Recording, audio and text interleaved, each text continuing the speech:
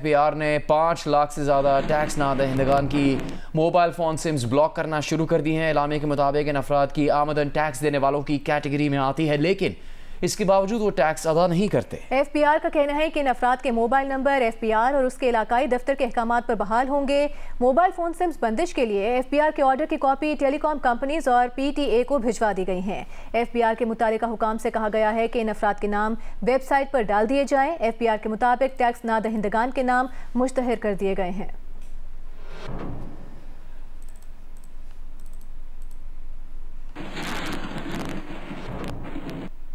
और अदलिया में मुबैना मुदाखलत का केस, chief justice Pakistan justice Qazi Faez Isa ने रिमार्क्स दिए हैं कि तय कर लें हम किसी सियासी ताकत, हुकूमत या हसास इदारे के हाथों इस्तेमाल नहीं होंगे। जस्टिस मंसूर अली शाह ने कहा कि हमारे पास मौका है कि इस मामले को हल करें। अंदरूनी दबाव हो या बैरूनी दबाव, हमें इसे दूर करना है। हमें हाई कोर्ट्स और अदलिया को बाख्तियार बनाना है। मुदाखलत के सामने रुकावट खड़ी करना होगी। देखिए जियो न्यूज़ के नुमाइंदे अब्दुल कयूम सिद्दीकी की report. Chief justice Pakistan justice Qazi Faez Isa की सरबराही में सुप्रीम कोर्ट की 6 रुकनी बेंच ने अदलिया में मुबैना मुदाखलत के खुद नोटिस केस की समाअत की। Justice Mansoor Ali Shah, justice Jamal Mandokhail, justice Athar Minallah, justice Musarrat Hilali और जस्टिस नईम अख्तर इफगान बेंच का हिस्सा है। हुकूमत की जानिब से अटॉर्नी जनरल मंसूर अवान ने दलाइल दिए। दौरान समाअत अटॉर्नी जनरल ने इस्लामाबाद हाई कोर्ट की तजावीज पढ़कर सुनाई। चीफ जस्टिस ने पूछा कि कौन सी चीजें हैं जो हाई कोर्ट के दायरे इख्तियार में नहीं आती। तमाम हाई कोर्ट से तजावीज मांगी हैं। इस मामले पर समाअत के लिए जजों को मुंतखब नहीं किया गया। जस्टिस याहिया अफरीदी ने खुद को बेंच से अलग किया। जस्टिस याहिया अफरीदी ने इस पर अपना हुक्मनामा भी जारी किया। हर जज का नुक्ता नजर अहम है। जस्टिस याहिया की समाअत से माज़रत को आसान मामला ना समझा जाए। कहा था कि शायद अगली समाअत पर फुल कोर्ट हो, मगर 2 जजेस की दस्तयाबी नहीं थी, इसलिए फुल कोर्ट नहीं बुलाई जा सकी। चीफ जस्टिस ने कहा कि शायद लोग अदलिया की आजादी से ज्यादा अपने नुक्ता नजर के प्रचार में दिलचस्पी रखते हैं। ये इंतहाई तकलीफ दे था कि साबिक चीफ जस्टिस पर तनकीद के निश्तर बरसाए गए। अगर कोई अपनी मर्जी इस अदालत को मुसल्लत करना चाहे तो वो भी मुदाखलत है। मुदाखलत अंदर से भी हो सकती है, बाहर से भी। मुदाखलत इंटेलिजेंस इदारों, आपके साथियों, फैमिली, सोशल मीडिया और किसी भी तरफ से हो सकती है। बाहर के सदूर की जजों के चैम्बर में आमद भी मुदाखलत है। ऐसा नहीं कि हम मुदाखलत का मामला संजीदगी से नहीं लेते। अगर मेरे काम में मुदाखलत हो और मैं ना रोक सकूं तो मुझे घर चले जाना चाहिए। हर किस्म की मुदाखलत, चाहे वो फोन कॉल से हो या अदलिया से, नहीं होनी चाहिए। जस्टिस अतर मिनल्ला ने कहा कि लाहौर हाई कोर्ट ने इस बात की तौसीक की है जो इस्लामाबाद हाई कोर्ट ने कही। जस्टिस मंसूर अली शाह ने कहा हमारे पास मौका है कि इस मामले को हल करें। अंदरूनी दबाव हो या बैरूनी दबाव हो, हमें इसे दूर करना है। हमें हाई कोर्ट्स और अदलिया को बाख्तियार बनाना है। जस्टिस जमाल मंदोखिल ने कहा यह सिर्फ मुदाखलत नहीं बल्कि हमारे 2 जजेस को टारगेट किया गया। अगर कोई भी मुस्बत तजावीज देना चाहता है, चाहे वो केस में पार्टी है या नहीं, दे सकता है। जस्टिस मंसूर अली शाह का कहना था हमें मुदाखलत के सामने रुकावट खड़ी करना होगी। समाअत के दौरान जस्टिस नईम अख्तर इफगान ने कहा मुल्क में 3 एजेंसियां हैं, ये किस कानून के तहत काम करती हैं? IB, ISI और MI किस कानून के तहत बनी? आइंदा समाअत पर तीनों एजेंसियों के कानून बताए जाएं। जस्टिस जमाल मंदोखिल ने रिमार्क्स दिए। जस्टिस बाबर सत्तार ने शिकायत की कि उनके साथ क्या हो रहा है। चीफ जस्टिस काजी फाइज ईसा ने कहा कि ना मेरे और ना ही वकला के पास जादू की छड़ी है जिससे अदलिया की आजादी हो। ये एक सफर है और जमहूरियत भी एक सफर है। जस्टिस मुसरत हिलाली का कहना था कि अगर कोई दबाव बर्दाश्त नहीं करता तो उसे घर चले जाना चाहिए।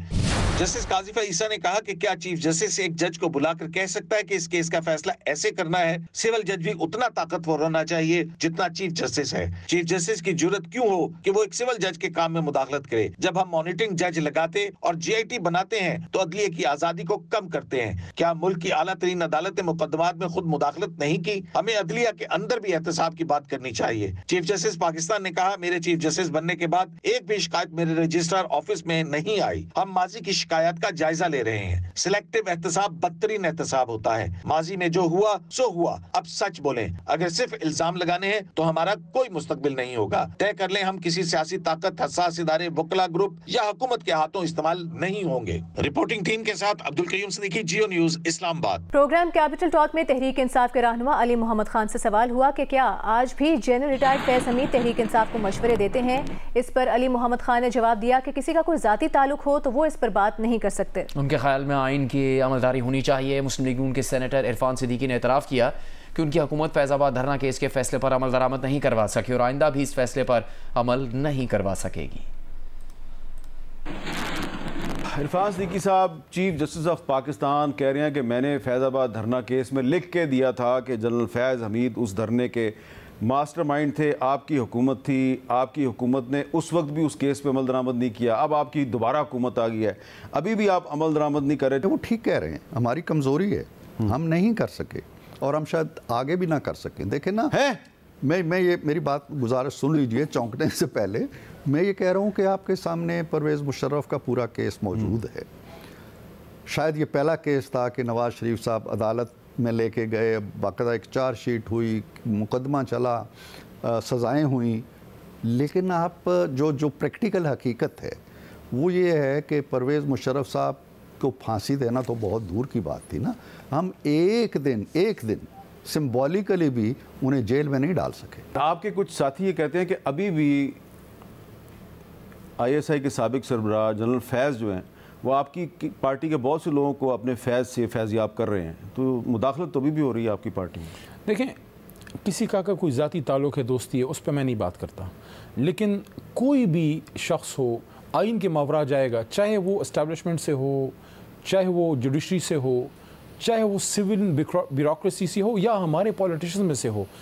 ये मैं इसलिए बात करूं कि आप ख़ुद हमेशा ये बात करते हैं, इसलिए आप इस बात को शायद सपोर्ट करें कि ये जो किताब है ना आइन की, इसको हमने कागज़ का पलंदा बनाया है, इसको अमल करके हम आइन पाकिस्तान बना सकते हैं। जब तक इस पर अमल नहीं करेंगे, सिर्फ कागज़ का पलंदा रहेगा।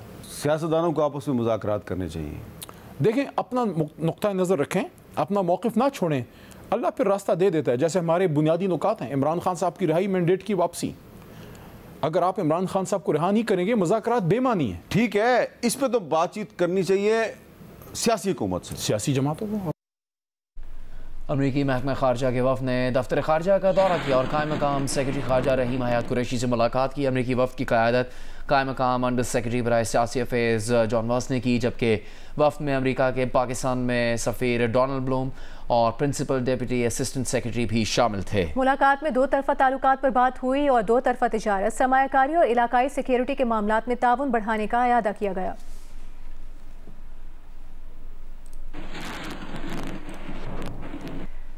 फ़लस्तीनी ग्रुप्स हमास और फतह ने मुज़ाकरात के जरिए सियासी इख्तिलाफ़ात ख़त्म करने पर रज़ामंदी ज़ाहिर की है। चीनी वज़ारत ख़ारिजा के मुताबिक दोनों ग्रुप्स फ़लस्तीनी इत्तेहाद और यकजहती के हुसूल के लिए मुज़ाकरात जारी रखने पर मुत्तफ़िक हैं। हमास और फतह ने फ़लस्तीनी इत्तेहाद के फ़रोग़ की कोशिशों पर चीन का शुक्रिया अदा किया है। हमास और फतह सियासी हम-आहंगी के लिए तफसीली बातचीत की गर्ज से चीन में मौजूद हैं। हमास और फतह के दरमियान 2007 से सियासी इख्तिलाफ़ात जारी हैं। सक्खर मुल्तान की मोटरवे M5 के बाद लूटमार अब फैसलाबाद के करीब मोटरवे M3 पर भी होने लगी हैं। डाकुओं ने M3 पर समुद्री इंटरचेंज के करीब सड़क पर ट्रक खड़ा किया, सामान बिखेरा, एक गाड़ी में मौजूद लेविस एहलकारों का असलहा और दीगर अफराद के मोबाइल फोन्स और नकदी लूट ली। डाकुओं ने मजीद 3 गाड़ियों को भी लूटा।